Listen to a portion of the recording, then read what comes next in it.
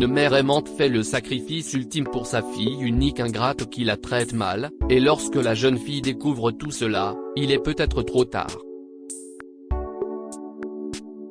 Un enfant bien aimé est le plus grand trésor d'une mère et si est ce qu'Elisa Dubin ressentait pour sa fille, Marie. Marie est née alors qu'Elisa n'avait que 19 ans, et lorsque la petite fille a eu 5 ans, son père est parti. Elisa a élevé Marie seule et lui a prodigué tout son amour. Peu importe ce que Marie voulait, Elisa faisait tout pour l'obtenir, mais malheureusement, au lieu d'être reconnaissante, la petite fille est devenue arrogante et irritable. Au fil des ans, Elisa s'est dit que le comportement désagréable de sa fille à son égard n'était que l'habituelle crise d'adolescence. Bientôt, croyait Elisa, Marie mûrirait et deviendrait une fille gentille et aimante. Marie eut 18 ans, puis 20, puis 23, et elle se montra encore plus désagréable avec Elisa. « Arrête d'être si collante, maman », s'exclamait-elle quand Elisa lui donnait un baiser pour la nuit. « Tu t'es regardée ?» se plaignait Marie. « Tu as l'air d'une vieille femme ringarde. Tu fais honte. » Elle avait dit cela devant son nouveau petit ami, Jim. Elisa avait voulu faire remarquer qu'elle dépensait tout son argent dans la garde-robe très coûteuse de Marie, mais une loyauté obstinée l'avait poussée à se taire. Après le départ de Jim, Elisa dit doucement, « Tu m'as fait honte devant Jim. Je ne sais pas pourquoi tu aimes me faire du mal, Marie. J'ai fait de mon mieux avec toi. » Marie tourna le dos à sa mère.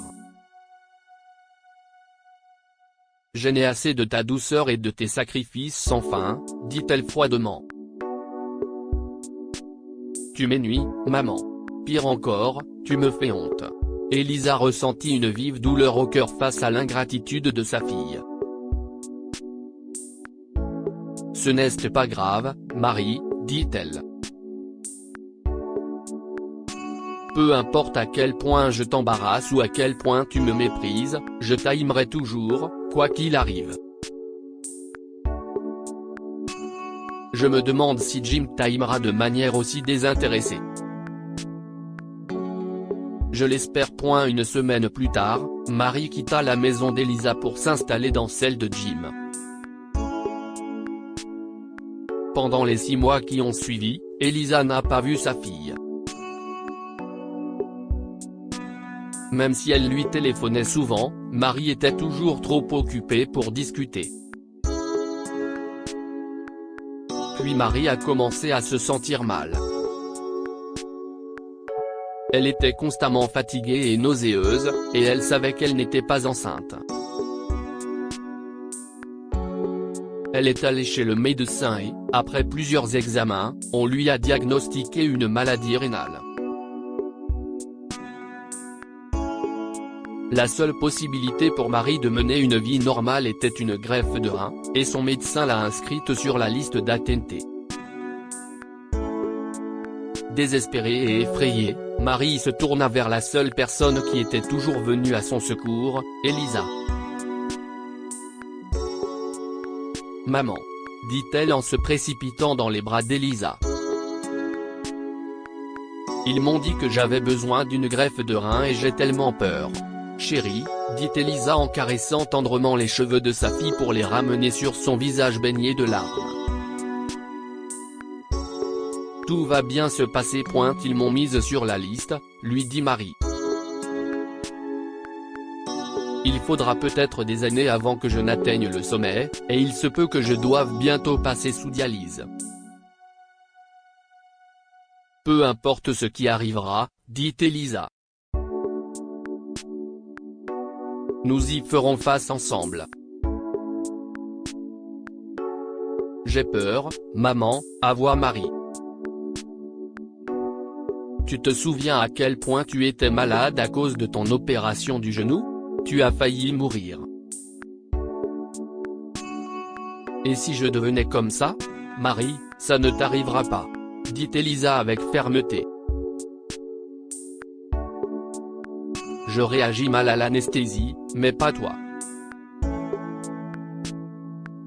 Tu t'es fait enlever l'appendice sans problème, tu te souviens?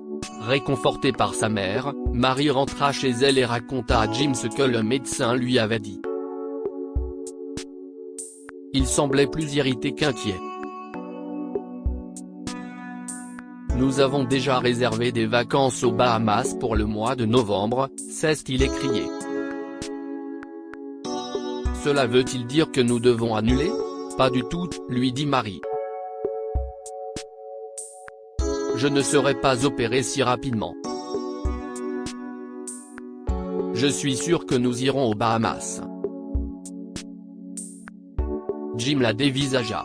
Tu as l'air beaucoup plus mince, dit-il. Cela te va bien. Tu ne seras pas cloué au lit, n'est-ce pas? Marie a assuré à Jim qu'elle irait bien et que sa maladie ne le gênerait pas dans un avenir proche. Cependant, 3 semaines plus tard, Marie a été appelée à l'hôpital pour une consultation chirurgicale. Vous avez de la chance, Marie, lui dit le chirurgien. Nous avons un rein pour vous provenant d'un donneur vivant et nous voulons procéder à l'opération le plus rapidement possible. Marie a appelé sa mère et lui a annoncé qu'elle recevrait sa greffe à la fin du mois. Je n'arrive pas à y croire, maman, dit-elle. Si est un miracle. Chérie, dit Elisa. Si est merveilleux. Quand tu iras à l'hôpital, je veux être là avec toi. 2 semaines plus tard, Elisa était au chevet de Marie, lui tenant la main. Marie, je veux que tu me promettes quelque chose, lui dit-elle. Quand tout sera terminé et que tu seras sur pied, tu iras au parc comme nous avions l'habitude de le faire. Je veux que nous soyons à nouveau proches. Cela m'attriste que nous nous soyons éloignés l'une de l'autre. Marie était nerveuse et impatiente. S'il te plaît, maman, dit-elle d'un ton sec. Pas maintenant. Tu ne peux pas penser à autre chose qu'à toi? Je dois subir une intervention chirurgicale importante cet après-midi et tu te plains. Elisa n'a pas dit un mot de plus. Elle embrassa tendrement Marie et sortit. Lorsque Marie s'est réveillée de son opération, elle était étourdie et souffrait, et il n'y avait personne à ses côtés. Elle s'attendait à ce qu'Elisa soit là, ou Jim. Elle a appelé Jim, mais son appel est tombé sur la messagerie vocale. Elle a appelé sa mère et personne n'a répondu au téléphone. Le lendemain, la même chose s'est produite et Marie a commencé à s'inquiéter. Elle a appelé une de ses amies et lui a demandé si elle avait vu Jim. Je ne voulais pas te le dire, Marie, surtout maintenant que tu es malade. Jim a eu une aventure avec Janice. Marie raccrocha le téléphone avec un sentiment de colère et de trahison. Pendant qu'elle était si malade, l'homme qui disait l'aimer avait eu une liaison avec l'une de ses amies. Marie continua d'appeler Elisa sans obtenir de réponse. Lorsqu'elle sortit de l'hôpital 5 jours après l'opération, elle demanda au taxi de la déposer au parc.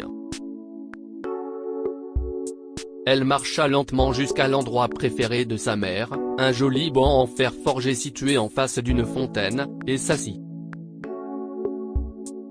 Elle aperçut une grande enveloppe cirée scotchée au dos du banc, sur laquelle son nom était imprimé en gros caractères. Marie ouvrit l'enveloppe d'une main tremblante et en sortit une lettre. « Ma tendre enfant », lit-elle. « Je veux que tu saches à quel point je t'aime. Marie, tu as toujours été ma vie, alors je t'aille donner la vie pour la deuxième fois. Quoi qu'il arrive après l'opération, souviens-toi que tu ne seras jamais seul, et qu'une partie de moi sera toujours avec toi. » Marie sursauta et des larmes commencèrent à couler sur son visage. « Maman, qu'est-ce que tu as fait ?» Une demi-heure plus tard, Marie était de retour à l'hôpital pour parler à son chirurgien. « Ma mère ?» demande-t-elle. « Qu'est-ce qui lui est arrivé ? Je crains qu'elle ne soit dans le coma », dit le médecin. « Elle a eu une réaction allergique à l'anesthésie. » Nous ne savions pas point elle savait, dit Marie en sanglotant. Elle savait et elle l'a quand même fait. Marie s'est assise près du lit d'Elisa et lui a tenu la main, jour après jour, lui parlant et lui chantant des chansons. Elle n'a jamais perdu espoir et, un jour, Elisa s'est réveillée. C'était un miracle d'amour et de foi. Que pouvons-nous apprendre de cette histoire ? Ne mettez jamais un étranger au-dessus de votre famille. Marie avait accordé plus d'importance à sa relation avec son petit ami qu'à l'amour de sa mère, mais le destin lui a donné une leçon. L'amour d'une mère n'a pas de limite. Elisa était prête à tout, même à risquer sa propre vie, pour s'assurer que sa fille était en bonne santé et heureuse. Partagez cette histoire avec vos amis. Elle pourrait égayer leur journée et les inspirer.